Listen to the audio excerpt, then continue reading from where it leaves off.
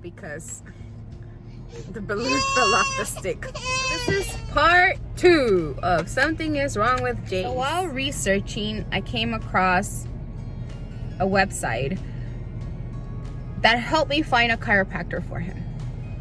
This chiropractor is about 35 minutes away from us, so it's a long ways. We're gonna do an initial consultation and hopefully an adjustment.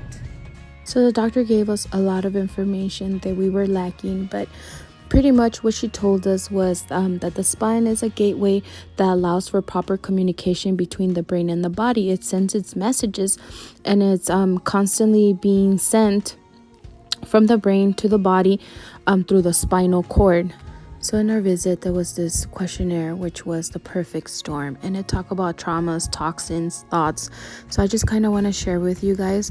For the traumas, we had birth intervention and traumatic birth, which that's part of C-section. She kind of told us that giving birth via C-section, it could be traumatic to a baby. So then for toxins, we have poor diet, and then we marked antibiotics and vaccines, and these two are very important. Actually, all three are very important, and they're all part of it. But I will make a separate video on antibiotics and vaccines. Jace has had vaccines up to the age of 8 months, and then he's had one set of antibiotic that he had when he was about 8 months as well.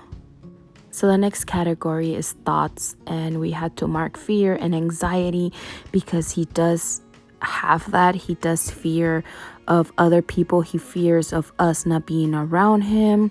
He has very impulsive behavior, and he's socially challenged. And the last one is early warning signs, and these are signs that we didn't see as first-time parents. And one was colic issues and sleep issues. He would not fall asleep if we didn't rock him.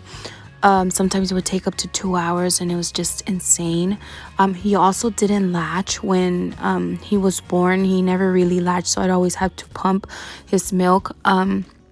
And then he did have an ear infection that we had to mark down.